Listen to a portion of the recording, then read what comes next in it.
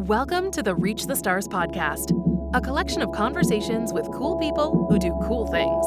Brought to you by Papercraft Miracles. Each week, we'll bring you inspiring stories of persistence, passion, and purpose. With your host, Jonna Willoughby-Lore.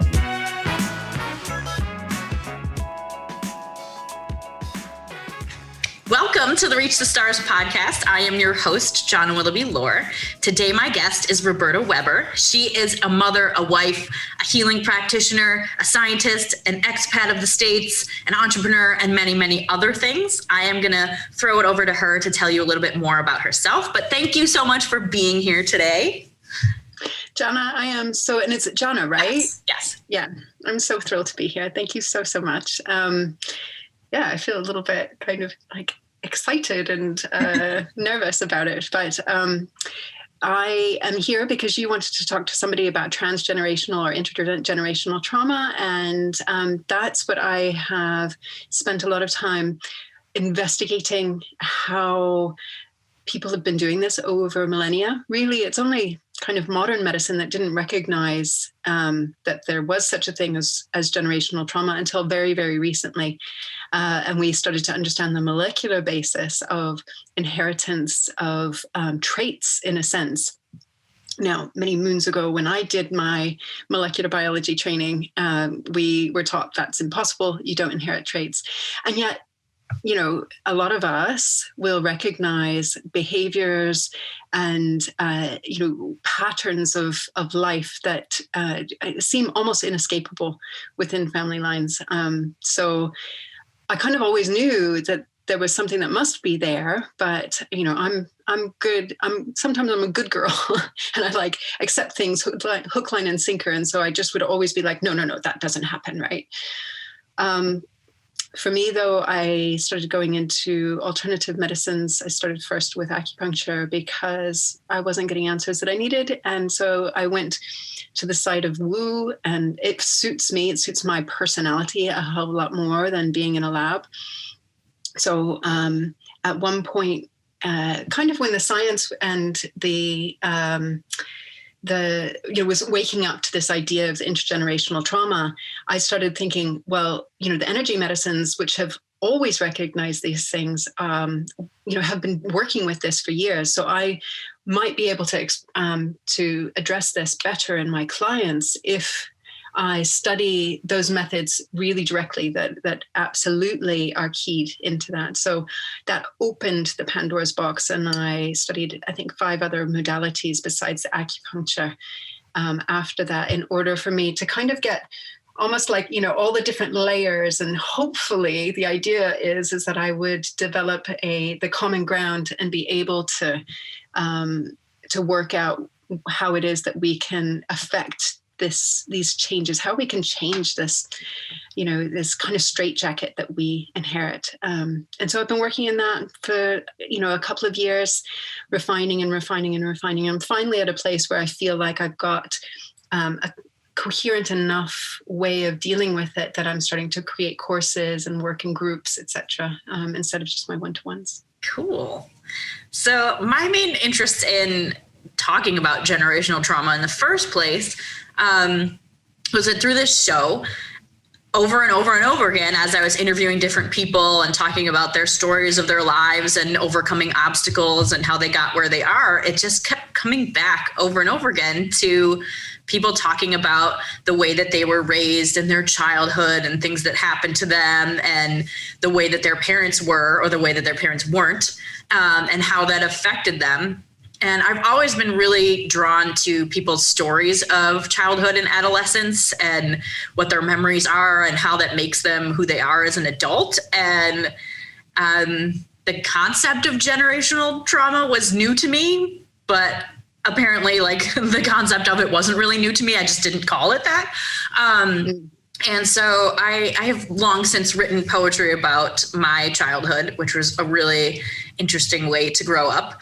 My parents were both married to other people when I was born, so that really informs a lot of my lifestyle, I guess, as an adult, my personality as an adult. And in a situation for a lot of people, if they had a baby while they were married to other people, it probably would be pretty bad for said baby in most cases, because, you know, a lot of people can't kind of get over their own crap for the sake of the kids. And I was really, really lucky that even though everyone involved got divorced and it wasn't really easy, that all of the different people, all the parents that I had, all decided to be my parent, as opposed to everyone shirking responsibility and saying, I want nothing to do with this kid. So I grew up with my mom, who was a single mom, and then her ex-husband got remarried. So he was my dad on my birth certificate, but he wasn't really my dad. And then his new wife, so I had my dad and my stepmom, and then my biological dad got remarried. So I had my real dad and my stepmom over there. So I had 5 parents my whole childhood. And I got to, like, all 5 of my parents had been divorced at least once before I was born. So it's just really interesting to learn about how all these different people lived their lives and how their relationships with other people didn't work. And then they found new relationships that either worked or then didn't work some more. I mean, my dad is on his 3rd marriage right now, and he turned 80 this year.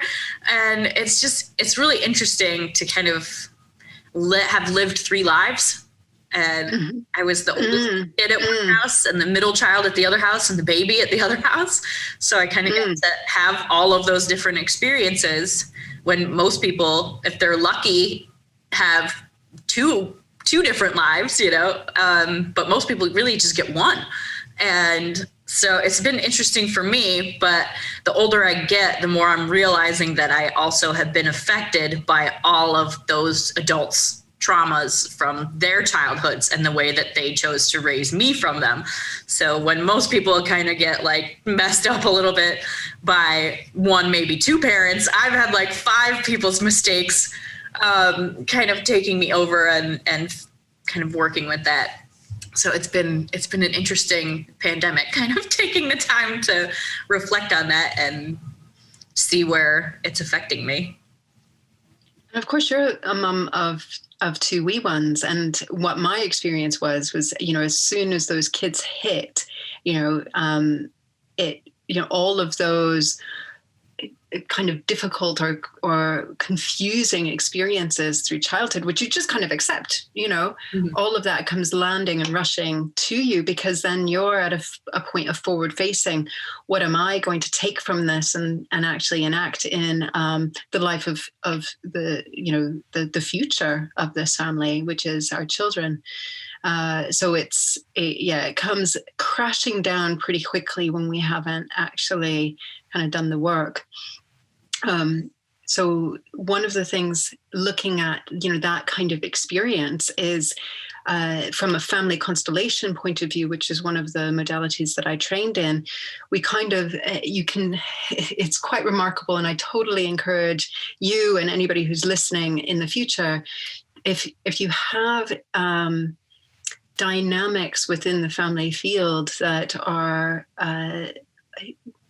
still holding a charge that make life difficult for you, then standing within that field with a qualified practitioner who really walks you through the dynamics can be so illuminating for the various things that sometimes are ours, but more than not are dynamics that have been playing out for generations. And you can stand in the field of, for instance, your mother, and start to feel the influences from all sorts of different things. There can be secrets, there can be the funding of children for lost children back in the field, you know, so for miscarriages or lost children, you know, even deaths on, you know, battlefields, etc. There's so many ways that our belonging can be really damaged through people kind of not doing the work, which is what I talk about in my courses and when I work with folks. It's like, you know, this is emotional, intense work that we have to do if we don't want to pass this down. So yeah, you've got 5 different families of all those different things coming in. So for you, belonging is going to be massively important, and being able to just come back down and go, this is my belonging on the land. This is where I am able to be in form, and I am allowed to be here and a person. And through that allowance, I don't have to carry your rubbish or your crap or your promises that nobody ever did or your dreams that you never managed to do, which when we don't have belonging, it's like this kind of crazy energetic dowry system. We're like grabbing onto everything of like, oh, if I carry this for you, then I can belong in your family. And if I carry that for you, I can belong in your family. And then I will be safe.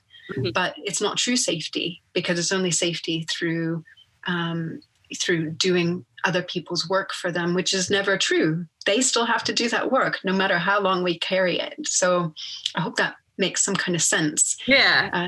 It was really interesting as a kid. I mean, the first time I really noticed how different my parents were, was that at my biological dad's house, when we had corn on the cob, we were allowed to put our corn on the butter, like on the stick of butter, and roll the corn in it. And I did that at my other dad's house, and his wife like lost her mind because I put the corn on the butter, and I was like, whoa, man, I didn't know, like, that wasn't cool. I thought that's just what you did.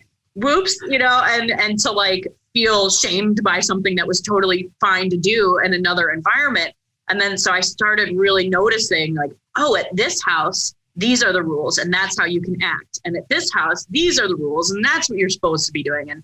And because I was this kind of part-time kid in all of these different families, I was this sort of interloper. And I had 7 brothers and sisters, but I was an only child between my mom and my dad.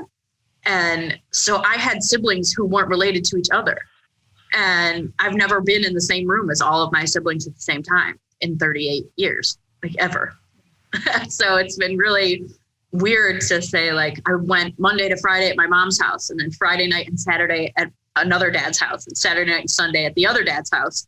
And so most of the places, I mean, my mom's house, I had my own room, but most of the time at my 2 dads' house, I didn't have my own room because, they can't keep a spare bedroom for a kid who's there a day and a half a week. So it's like, oh, at this house, my bed is the mattress underneath my sister's bed. And when I come over, I pull it out and like, that's my space, but I don't have a dresser, or like, I don't have clothes there, and I have to bring all my stuff back and forth. And I think I got really used to just kind of fitting in where I could fit in and moving around a lot. And I was really used to that. And it's been really interesting since I got married. It's been, let's see, this year will be 10 years since we've been married. And first marriages for each of us. And it's just weird for me to live with the same people all the time. And I didn't realize how much having different places to go was part of my identity, and part of what kind of made me feel normal and safe was being like, oh, this is hard here. I'm going to go over there. I'm going to go hang out with those people and kind of bail on this stuff that's like, oh, that's too much for me. I'm going to take off and have these other places to go with other people and other experiences. And it's just, my husband and I, our upbringing is so different. His parents got married when they were 19 and 20. They have 5 kids. They're still married. Like, he's had no major crazy trauma ever in his life. He's never had his heart broken. Like, he's the unicorn person. Like, he's just not broken at all. And I've just had so many things happen to me that just broke me over and over and over again. And I'm finding it difficult to be in a partnership with someone who isn't broken. Like, I don't want him to be broken, but I'm like, in so many ways, when, it's the anniversary of my mom's birthday this week, and she would have been 83 or 73, and she died when I was 20. And so, having so much of my life without my mother, and a lot of the time when she was my mother, she wasn't very good at being an adult. And so I kind of had that responsibility as a teenager to take care of my mother. And it's just, we just had such different lives. And he's like, oh, how come you don't want to just like be this normal work at home or stay at home mom that sometimes works? And I'm like, I don't know how to do that. It's been crazy. It's been wow. And it is, first of all, congratulations for allowing yourself to marry that unicorn, really. because it is really hard. It's like, when you're used to just flitting around, and my story is very different, but also not that different. Like my mum left when I was like 2.5. I was left with a father who was not the easiest person, let's just say. And, could be, it's the 70s, and it was pretty intense upbringing. And he died when I was 10, almost 11. I'd never seen my mom, didn't get on with my stepmom, through my own things, and not necessarily, her fault per se. And then was shipped one day, woke up, pack your bag, you are leaving, and went and lived with my mom, who I'd never met before. Right. So moved from California to Texas and just started a whole new life. Bingo. So there is that place of oh, well, if this doesn't work, then I'll just, I'll go off somewhere else and I'll start a new life. I know how to do that. That's easy. Mm-hmm. Right. And yet one of the things I just said, because I'm writing this course and doing these videos, is wherever you go, there you are. And, you still, the core of those needs and confusions and basic need for belonging is always going to follow you there. And you might be able to make pretty things or do, lovely stuff all around it, but you still will have to do that work. Mm-hmm. You brought up the word shame, and in the family constellation therapy, that is the fear of, or the lack of belonging. And it's, that sense of who am I? Who do I come from? Do I actually belong here? Am I allowed to belong here? Is this permanent? Is this not? What do I have to do to maintain this? Do I also have safety with this belonging? Mm-hmm. All these things that you're recognizing, if it makes you feel any better, you're spot on with the places that need to heal. And the fact is actually there's a lot of healing that can be done more easily than you might think, but it does take work. Yeah, I've been noticing a lot. It's funny that you talk about kind of belonging. And I remember as a kid thinking about how all the members of my family, I was never anybody's favorite because I wasn't around any of my family members all the time.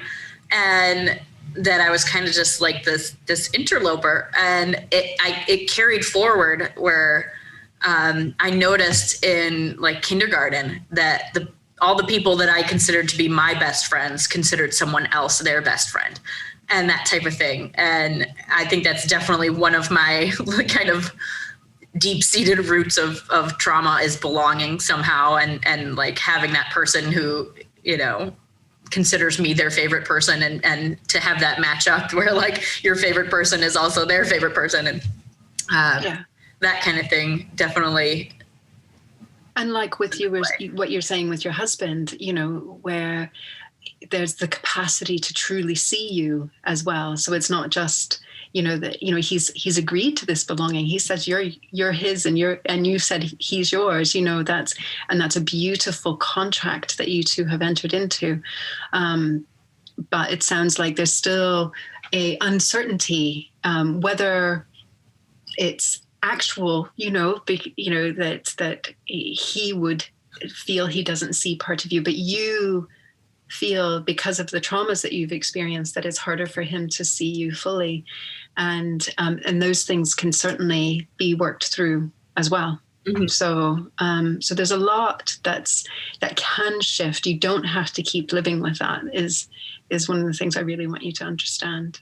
Yeah, it's really interesting. My legal dad, my mom's ex-husband, gave me a box of letters that my mom wrote to him when she took off on their marriage to go live in California with another guy.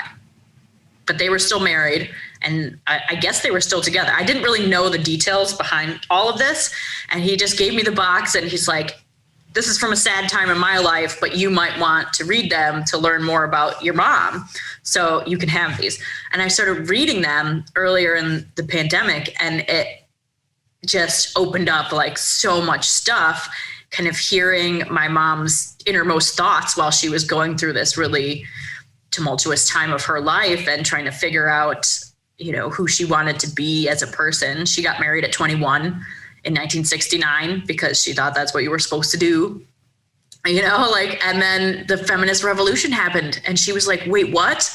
All these things are open to me and I'm stuck in, like, I want to be working full time and taking care of myself and doing things for myself, but I don't know how to do that. And she was kind of stuck in this.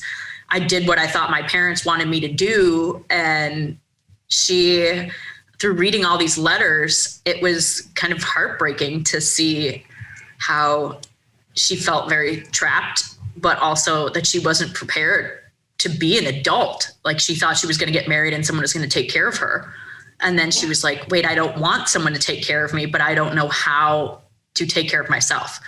And the things that she was struggling with at 26, 27 years old, of trying to quit smoking and trying to cook healthier food and learn how to do exercise and actually physically take care of her body and learn how to be an adult and pay bills and have a job and manage her money and all of these things she was struggling to do at 26. She was still struggling to do at 54 when she died. And it's been really kind of eye-opening for me to realize that kind of deep in my head, I still have a lot of those same kind of insecurities.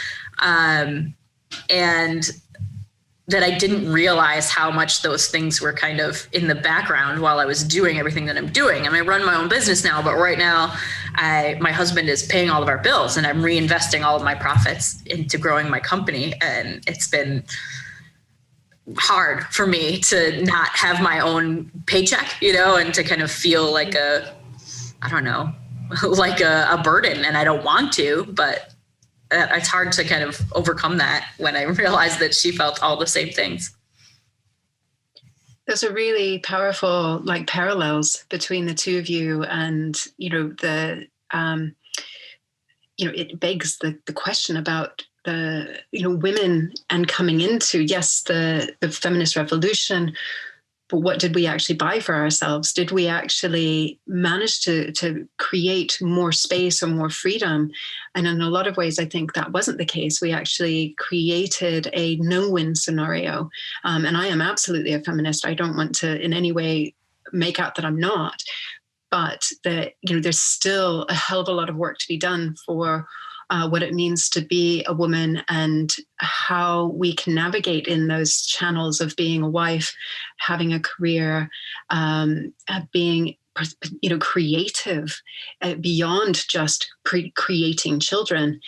All of these have very heavy influences, whereas for a lot of men, not every, but for a lot of men, it's very, everything's set up already. It's like playing the game of life on a board, and it's all.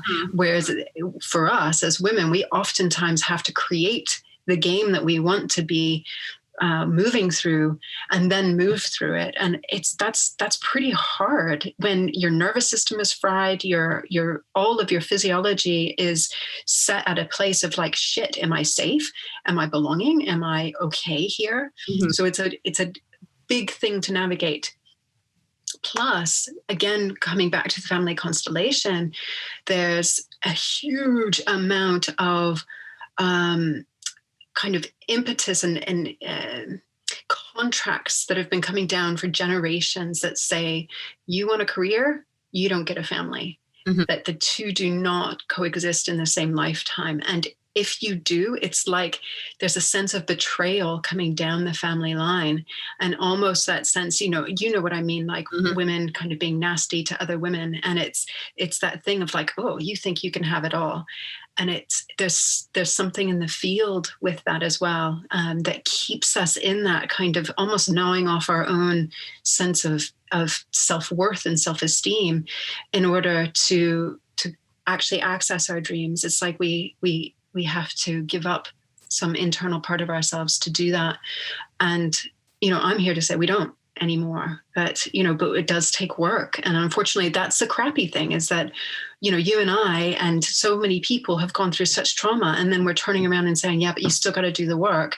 And you're like, hey, geez, can't I get a free pass? So get out of jail free card? Like, come on, man. Like, I've already gone through all this. You're like, I don't have time to do the work. Exactly. Where am I going to find time to like do said work? It's exactly. And yet, the true access to belonging, the true feeling of being resourced comes from doing that work. And so in a way, we can't not do it if we really want to create our dreams and to create the legacy, which is that we're not passing this shizzle down to the next generations. And that's my why in so many ways. There has been mental health disorders, alcoholism, child abuse, all sorts of things that, all landed on me, my brother, and I'm like, I'm not doing this. I am not passing the, and it, it's not, I am no angel as a mother, but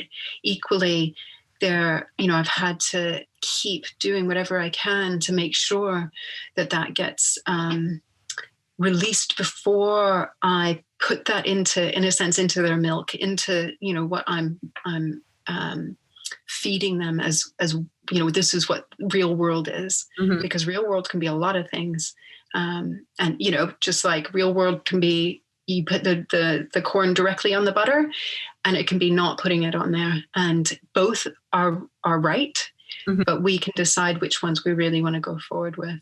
Yeah. So it's hard, and it's kind of exhausting as well. I'm like, obviously mom guilt is such a real thing. I talk about that on the show a lot. What was that? Oh, mom guilt. Mom guilt. Yeah. I mean, it's like, if you are a mother who works, then you're a crap mother and you're neglecting your kids for all the time that you spend at work. And you're also a crap employee or a worker or whatever, because you're not giving 100% of yourself to your job or whatever. But then if you stay at home and you don't have an income, then you're not contributing to your family and your work is worth nothing. And if you're kind of where I am in the middle, and I think you're there too, as like the work at home mom who is managing everything and running the company and trying to do this, you're constantly doing all of the things at the same time. And it's part of what I have been reflecting on a lot, is that I grew up having 3 mothers almost all the time. And they were all, good at certain things and not good at other things. And my mom really rebelled against the way that her mom raised her. Her mother was very, very strict, and her house was freaking spotless. And my mom God, I think our mothers would have liked each other, or probably maybe hated each other, but like definitely had similar things. And she had me in 1969 and she was 21. So it's very, very similar. Yeah, my grandmother was just so strict in her household, and my mom was terrified of disappointing her mother enough where when she was 8 years old, she wanted to do ballet, and she had to wear special orthotic shoes because her feet were terrible, and she definitely couldn't do ballet. But she snuck and borrowed a pair of toe shoes from a friend.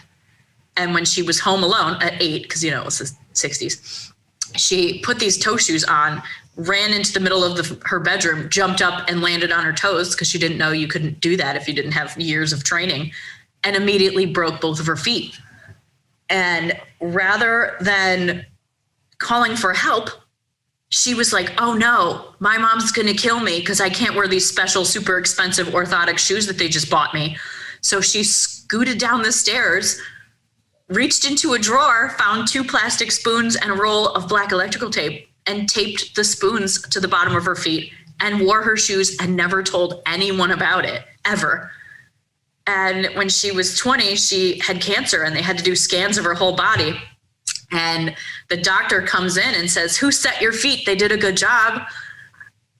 And her mom looks at her, and my mom, even at 20 years old, as an adult, is like looking at the doctor like, no, man, don't tell her about it. Like, those shoes I could wear when I was 8. Like, she could never know that like I fucked up hard or whatever.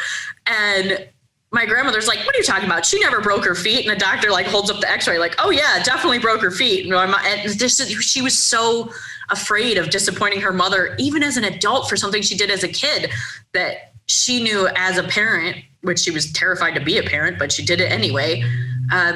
She knew that the one thing she didn't want for her kids was for us to be afraid of her.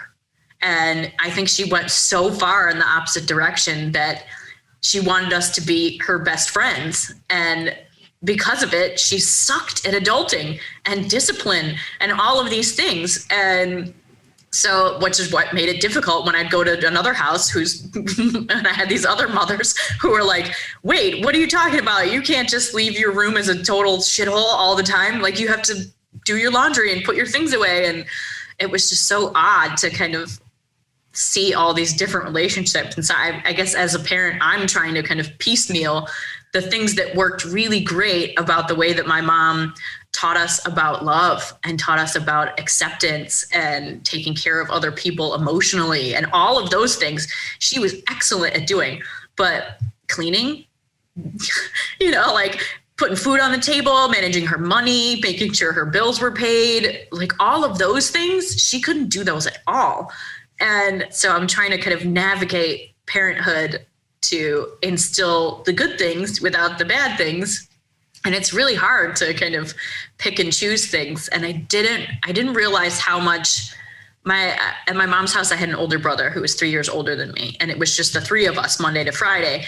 And he very much picked up the role as the dad figure right away. And he was always taking care of me because she was at work all the time. And the two of us were home alone a lot.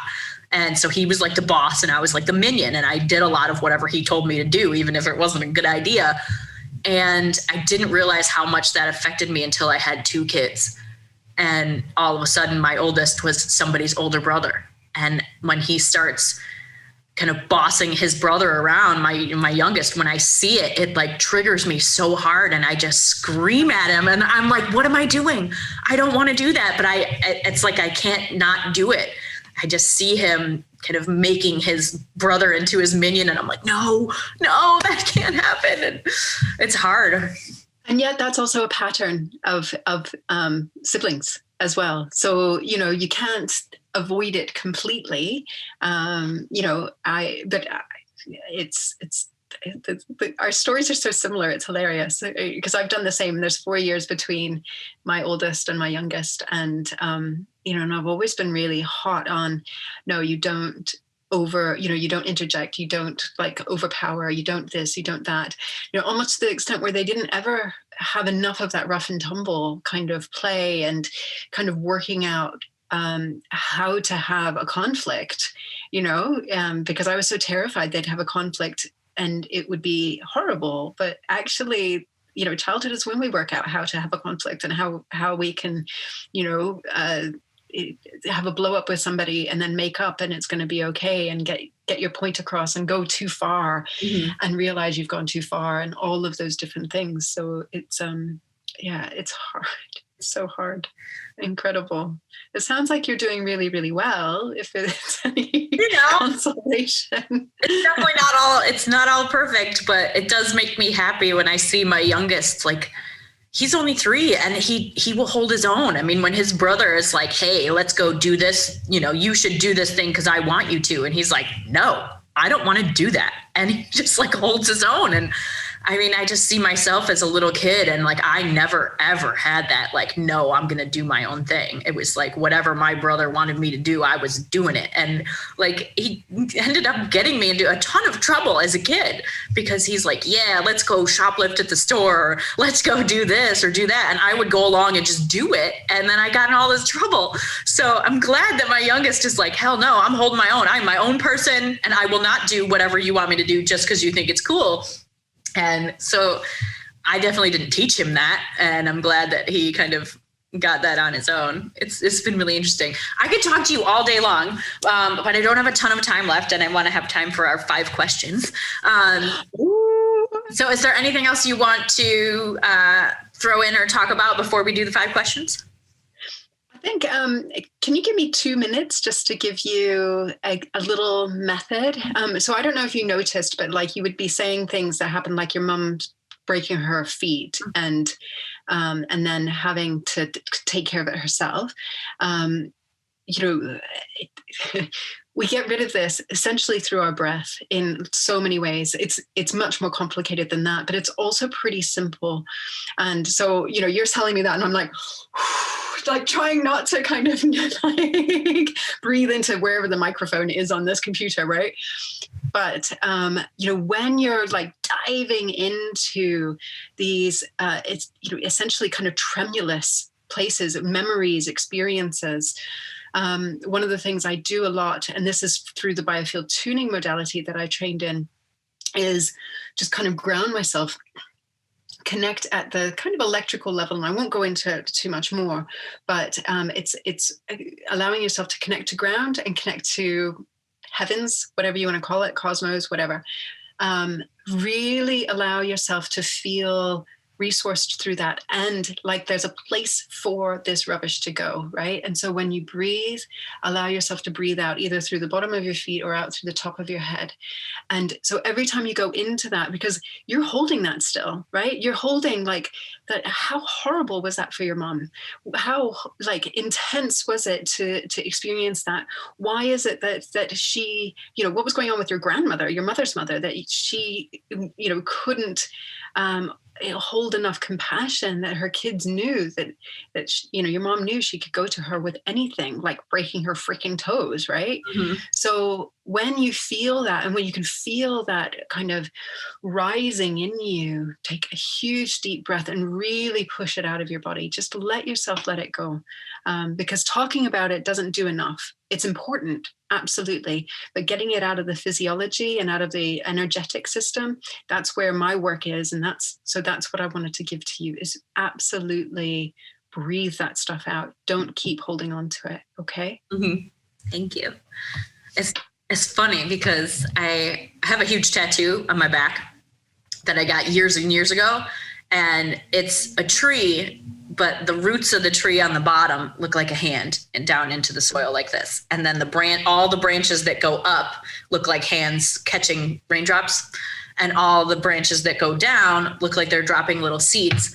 So it's all like, as you take things, you're giving other things away. And it's like, I got it years ago for that, thinking about that idea that, as you take things from the earth and from the world and from other people, you have to give equal amounts away, and you have to grow flowers when it rains. Otherwise you live in the mud.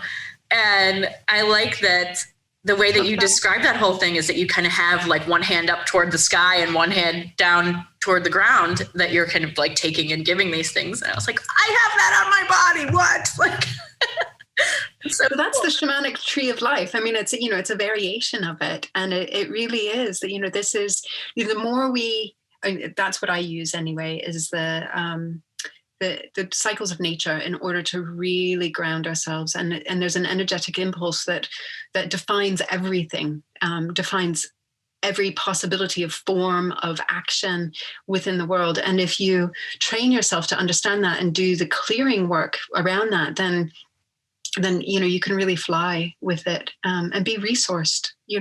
We cut ourselves off from so much, and it's time for us to claim that belonging so that we can be totally resourced. I love this show. I love it. Okay, so let's do our 5 questions before we run out of time. So it's 5 question time. I always do that so I know where to end. Okay. Okay. Question number 1. Tell me about an experience that shaped who you are today. Okay. This is weird that I've decided to do this one. But one of the reasons I studied genetics is because I was born with what is commonly known as a birth defect, which is a horrible name. But anyway, I was born with 3 fingers on my left hand. Doesn't affect my life that much. I'm really quite lucky. But it got me thinking so much as a kid. And I think it really took me like in these directions of like, how does this work? Like everything was like, how does that work? Why did that happen?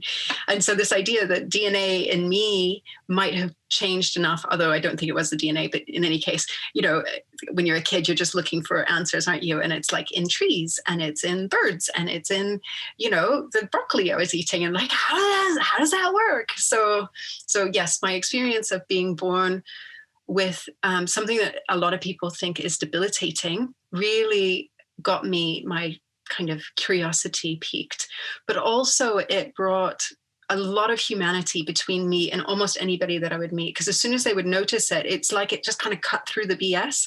Like you didn't get to see like, oh, you think of me as whatever, the masks that we show through the clothes that we wear or whatever. It kind of cut through all the BS and it made it easier for me to kind of meet people at a different level. I mean, sometimes they were assholes, but most of the time I could make a joke about it or do this or do that. And it kind of brought something nicer. So anyway, that's my answer.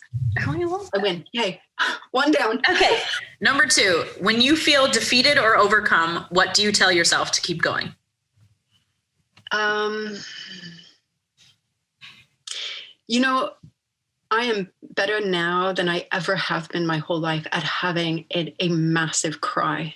So I don't necessarily tell myself something. I'll have a massive cry. I'll take an Epsom salt bath because that helps reset myself at an electrical level.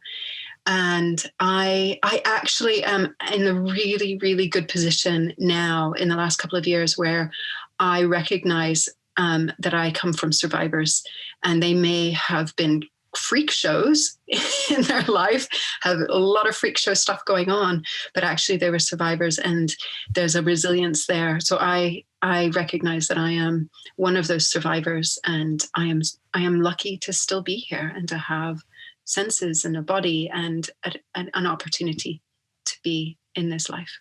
Awesome. All right. Number 3, tell me about a way that you overcame a failure or a mistake and what you learned from it. So the thing I hold most, and I don't even know if I've processed it enough, so I might I might not. Blah, blah, blah. I had to leave my PhD. So I was doing a PhD in molecular biology and wound healing, but kind of wound healing stroke immunology. It was like fascinating and cool.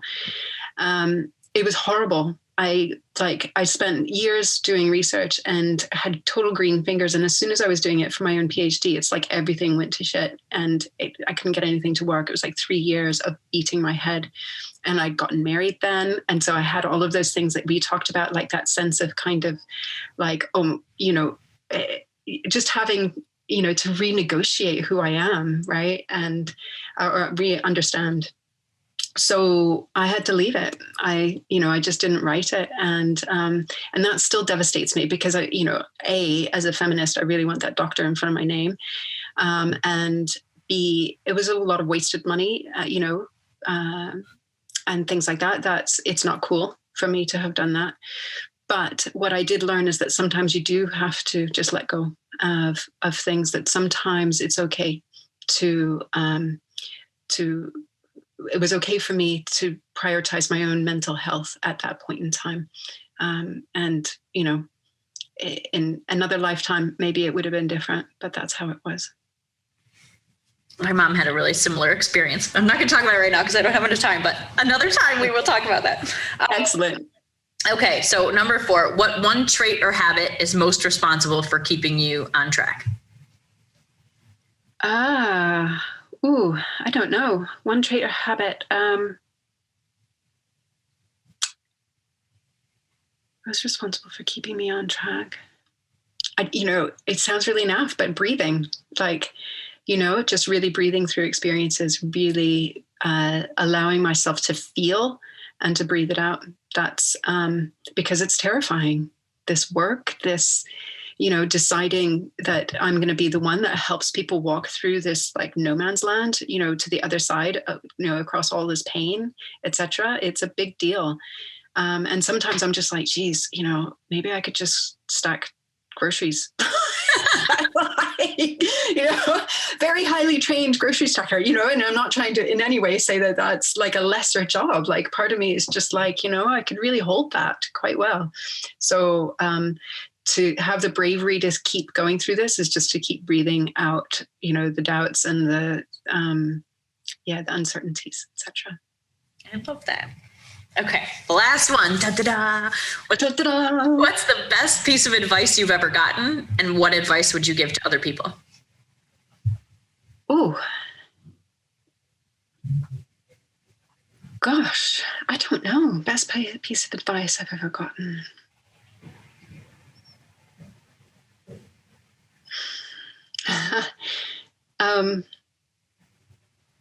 I'm almost going to whisper this because I don't think my husband knows this. When like you, right? So my husband's, he's not had a cakewalk of a life per se, but nothing compared to, and I think he would say that as well. When I was first dating him, I was just like, he's too nice. And I was working at Cambridge at the time with this gorgeous Polish woman, utterly amazing Polish woman. And I said something to her, he's a bit nice, like, at the beginning of the courtship. So I'm not really sure, nice guys aren't for me. And she just turned around and looked at me. She was like, I think you're nuts. And it was that. So it's not really advice, but it was like actually somebody calling my bluff for my BS, for like, what am I looking for? Somebody who's going to be abusive? That's ridiculous. And that made me kind of stop in my tracks and actually go, I am worthy of somebody being nice. And actually I can hold that as well. So my advice would be follow the love and don't let your past experiences stop you from doing that. I love that. I know. I said something. I'm pretty pleased that I pulled that one out because I was like, I don't know. It's funny. So, I actually said something so similar about my husband before we ever got together. Yeah. I ended up saying to a mutual friend of ours, where are all the good guys? And she's like, well, what about Bern? That's my husband's nickname. Everyone calls him Bern. And I said, Bern's the kind of guy you love forever. But if you're not ready to love someone forever, you don't fuck with that. Like, he deserves the very best. And if you're not on your very best, like, you can't break him. He's not broken. Okay. You can't go break him. Breathe. Right? Let that go. Okay. Because you are absolutely always your best. We are all whole. It's just, we've got a lot of veils and fluff in between that makes us think we're not. So breathe all that out. Well done. Awesome. Oh, I really want to talk to you all day long, but I have to go to the neurologist now. Oh, bless. I hope everything's okay. Just migraines, trying to figure out the migraines story. Give me a call and we can help. Well, thank you so much for being on the show. We might have to do a part 2. I think we should do a part 2. I've had just delightful actually speaking to you. Thank you so much. It's been really fun. Thank you. And so amazing, like all the different synchronicities. I shouldn't say that because it always happens, but yeah. Oh, I love it. I love it. Can you tell everyone where they can find you online? Sure. I am on www.robertaweber.co.uk. And I've got courses and memberships, etc., that I am putting out there. I'm kind of revamping my website right now, so it looks a little bit pish. So it's normal. So if you go immediately, don't think that's normal. But yeah, that's where you can find me. Awesome. Well, thank you so much for being here, Roberta. I just have enjoyed this so much. And for everyone who's listening, you have been listening to the Reach the Stars podcast. I am your host, Jonna Willoughby-Lore. If you love this show, review us on iTunes, give us the thumbs up and the subscribe on YouTube, share with your friends. And if you really want to be super awesome, you can back us on Patreon and help us keep funding the show. It's patreon.com/reachthestars. We will see you all next week. Bye, everybody. Bye. Thanks for listening. A single interaction has the power to change your life forever. This is a place for the stories of those moments. Stories of pursuing dreams, overcoming tragedy and failure, of coming back to life after so much of what feels like dying, of continuing on with only a vision as a map. This is the place where those moments live on. Come sit by the fire, look up at the stars, and be forever changed too. Thank you for being with us on the Reach the Stars podcast. Our theme music is generously provided by Byrocratic. You can find him on bandcamp.com. Thank you to all of our current patrons, guests, and everyone else who helps make this dream a reality. We are so proud to be building this amazing community with all of you. If you love this podcast, please consider sharing with a friend, leaving a review on iTunes, and becoming a patron at www.patreon.com/reachthestars. Don't forget to subscribe to our YouTube channel to see the videos of these conversations. We'll see you next week. In the meantime, do something cool and tell us about it.